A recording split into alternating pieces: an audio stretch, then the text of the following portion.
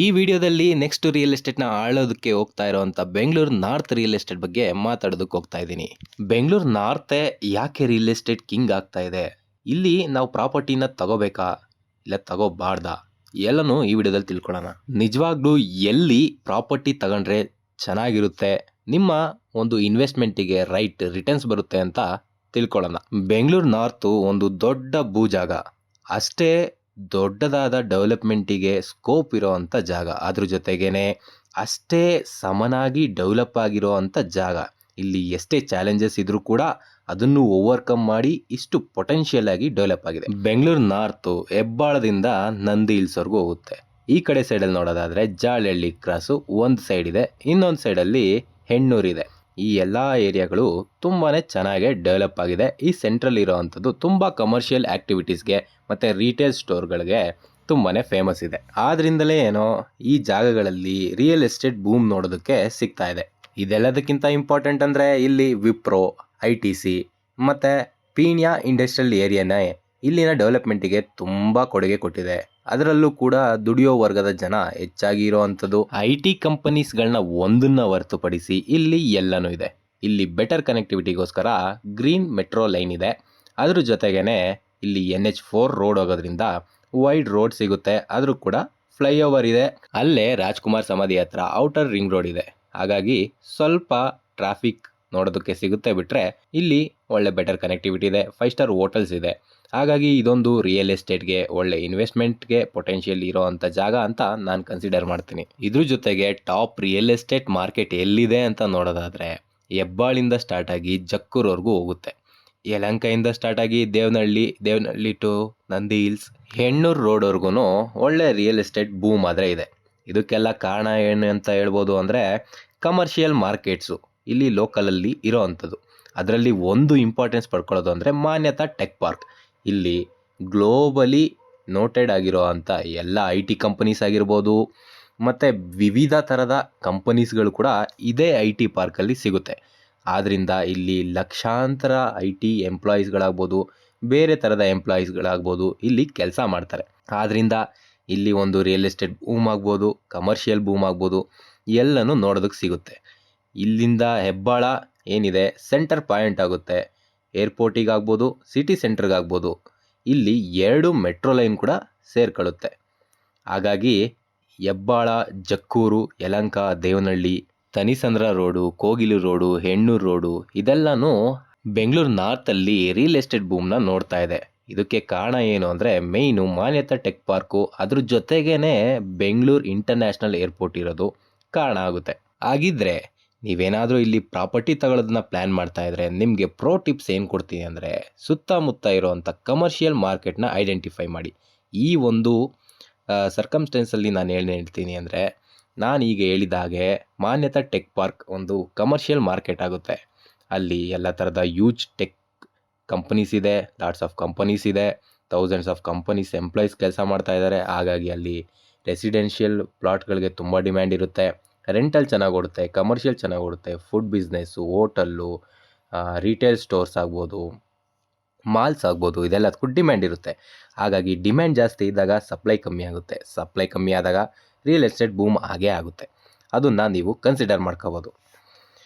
ಈ ಎಲ್ಲದಕ್ಕೂ ಒಂದು ರಿಯಲ್ ಎಸ್ಟೇಟ್ ಬೂಮ್ ನೋಡಿರೋಂಥ ಏರಿಯಾಗಳು ಯಾವುದ್ಯಾವುದು ಅಂತ ನೋಡೋದಾದರೆ ಹೆಬ್ಬಾಳು, ಯಲಹಂಕ, ತನಿಸಂದ್ರ ರೋಡು ಆಗಲೇ ಹೇಳ್ದ ಹಾಗೆ. ಅದಕ್ಕೆ ಸೆಕೆಂಡ್ ಇಂಪಾರ್ಟೆಂಟ್ ಪಾಯಿಂಟ್ ಏನು ಅಂದರೆ ಏರ್ಪೋರ್ಟ್. ರಿಯಲ್ ಎಸ್ಟೇಟ್ ಬೂಮ್ಗೆ ಯಾವತ್ತಿದ್ರೂ ಏರ್ಪೋರ್ಟು ಒಂದು ದೊಡ್ಡ ಆಕರ್ಷಣೆಯಾಗಿ ಇದ್ದೇ ಇರುತ್ತೆ.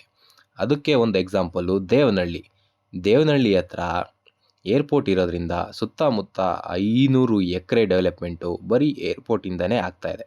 ಯಾಕೆ ಅಂದರೆ ಯಾವುದೇ ಇಂಟರ್ನ್ಯಾಷನಲ್ ಆಗ್ಬೋದು, ನ್ಯಾಷನಲ್ ಆಗ್ಬೋದು ಹೋಗಬೇಕು ಅಂದರೆ ಜನ ಬರ್ತಾರೆ. ಜನ ಬಂದರೆ ಹೋಟೆಲ್ ಮ್ಯಾನೇಜ್ಮೆಂಟು, ಹಾಸ್ಪಿಟಾಲಿಟಿ ಬಿಸ್ನೆಸ್ಸು ಎಲ್ಲನೂ ಡೆವಲಪ್ ಆಗುತ್ತೆ. ಅದ್ರ ಸುತ್ತ ರೆಸಿಡೆನ್ಷಿಯಲ್ ಪ್ಲಾಟ್ ಆಗ್ಬೋದು, ಕಮರ್ಷಿಯಲ್ ಪ್ಲಾಟ್ಸ್ ಆಗ್ಬೋದು ಡೆವಲಪ್ ಆಗುತ್ತೆ. ಹಾಗಾಗಿ ರಿಯಲ್ ಎಸ್ಟೇಟ್ ಬೂಮ್ ಆಗೋದು ಕ್ವೈಟ್ ನ್ಯಾಚುರಲ್. ಈಗ ಹೆಬ್ಬಾಳನ್ನ ನೋಡೋದಾದರೆ ಆಗಲೇ ಹೇಳಿದ ಹಾಗೆ ಇಲ್ಲಿ 2 ಮೆಟ್ರೋ ಲೈನ್ ಬರ್ತಾ ಇದೆ. ಅದ್ರ ಜೊತೆಗೆ ಟರ್ನಲ್ ರೋಡ್ ಪ್ರಾಜೆಕ್ಟ್ ಅನೌನ್ಸ್ ಆಗಿದೆ. ಇದು ಔಟರ್ ರಿಂಗ್ ರೋಡ್ ಹತ್ರನೇ ಇದು ಬರುತ್ತೆ ಹೆಬ್ಬಾಳು. ಹಾಗಾಗಿ ಇಲ್ಲಿ ತುಂಬಾ ಪೊಟೆನ್ಷಿಯಲ್ ಇದೆ. ಅದು ಅಲ್ಲದೆ ಸಿಟಿ ಸೆಂಟ್ರಿಗೆ ಹತ್ರ, ಏರ್ಪೋರ್ಟ್ ಕೂಡ ಇಲ್ಲಿಂದ ತುಂಬಾ ಹತ್ರ. ಹಾಗಾಗಿ ಇಲ್ಲಿ ಲ್ಯಾಕ್ ಆಫ್ ಸಪ್ಲೈ ಇರೋದ್ರಿಂದ ಹೈ ಡಿಮ್ಯಾಂಡ್ ಬರುತ್ತೆ.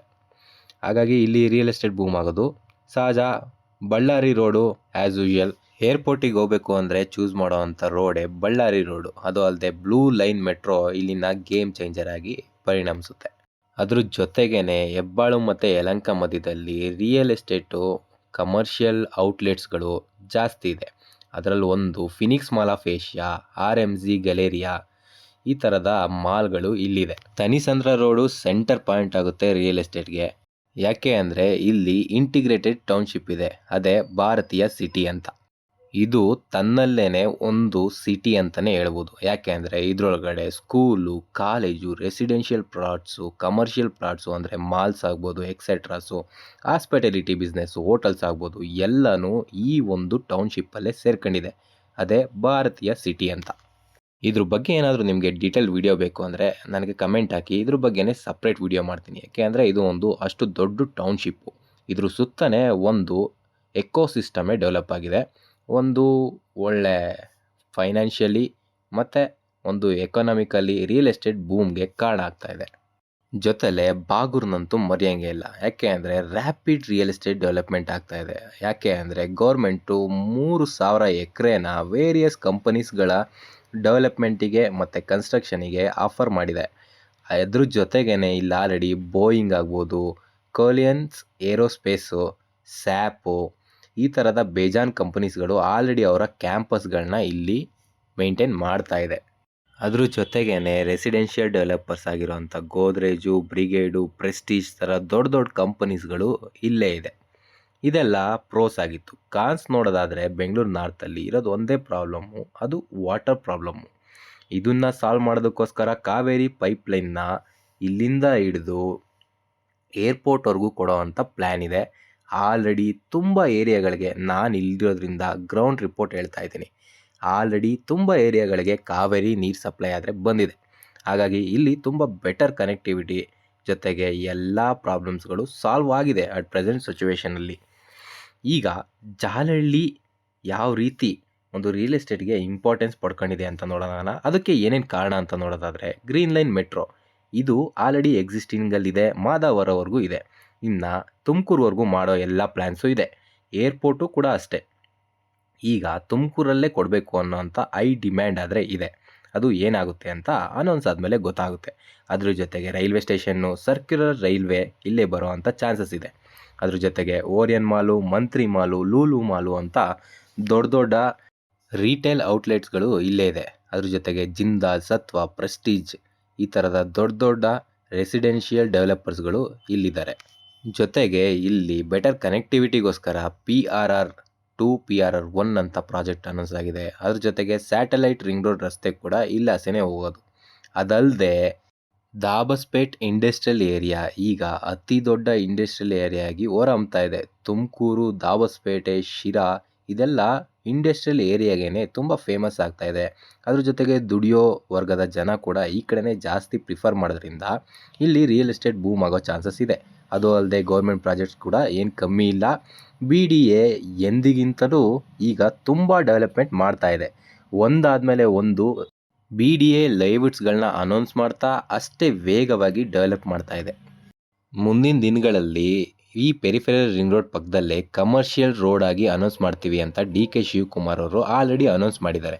ಹಾಗಾಗಿ ತುಂಬಾ ಡೆವಲಪ್ಮೆಂಟಿಗೆ ಪೊಟೆನ್ಷಿಯಲ್ ಇದೆ. ರಿಯಲ್ ಎಸ್ಟೇಟ್ ಬೂಮ್ ಕೂಡ ಆಲ್ರೆಡಿ ಆಗ್ತಾ ಇದೆ. ಈಗ ಅಫೋರ್ಡೆಬಲ್ ಪ್ರೈಸಲ್ಲಿ ಇಲ್ಲಿ ರಿಯಲ್ ಎಸ್ಟೇಟ್ ಮತ್ತು ಪ್ರಾಪರ್ಟೀಸ್ಗಳು ಸಿಗ್ತಾ ಇದೆ ತಗೊಳ್ಳೋದಕ್ಕೋಸ್ಕರ. ಇಷ್ಟೆಲ್ಲ ಪೊಟೆನ್ಷಿಯಲ್ ಇರೋವಂಥ ಬೆಂಗಳೂರು ನಾರ್ತ್ನ ರಿಯಲ್ ಎಸ್ಟೇಟ್ ಬಗ್ಗೆ ನಿಮ್ಗೆ ಏನು ಅನಿಸುತ್ತೆ ಅಂತ ನನಗೆ ಕಮೆಂಟ್ ಮಾಡಿ ತಿಳಿಸಿ. ನೀವು ಏನಾದರೂ ಇಲ್ಲಿ ಪ್ರಾಪರ್ಟಿ ತಗೊಳ್ಳೋದ್ರ ಬಗ್ಗೆ ಪ್ಲ್ಯಾನ್ ಮಾಡ್ತಾ ಇದ್ದರೆ ಅದನ್ನು ಕೂಡ ಕಮೆಂಟಲ್ಲಿ ತಿಳಿಸಿ. ಈ ವಿಡಿಯೋ ಹೆಂಗಿತ್ತು ಅಂತ ಕಮೆಂಟ್ ಹಾಕಿ. ಯಾರಿಗಾದರೂ ಪ್ರಾಪರ್ಟಿ ತಗೊಳ್ಳೋದು ಪ್ಲ್ಯಾನ್ ಮಾಡ್ತಾ ಇದ್ದರೆ ಈ ವಿಡಿಯೋ ಅವ್ರಿಗೆ ಏನಾದರೂ ಹೆಲ್ಪ್ಫುಲ್ ಆಗುತ್ತೆ ಅಂದರೆ ಅವ್ರಿಗೂ ಶೇರ್ ಮಾಡಿ. ಚಾನಲ್ನ ಸಬ್ಸ್ಕ್ರೈಬ್ ಮಾಡ್ಕೊಳ್ಳಿ. ನಿಮ್ಗೆ ಏನಾದರೂ ವ್ಯಾಲ್ಯೂಬಲ್ ಕಂಟೆಂಟ್ ಸಿಕ್ಕಿದೆ ಅಂದರೆ ಅಷ್ಟೇ. ಈ ವಿಡಿಯೋದಲ್ಲಿ ಇಷ್ಟೇ. Thank you.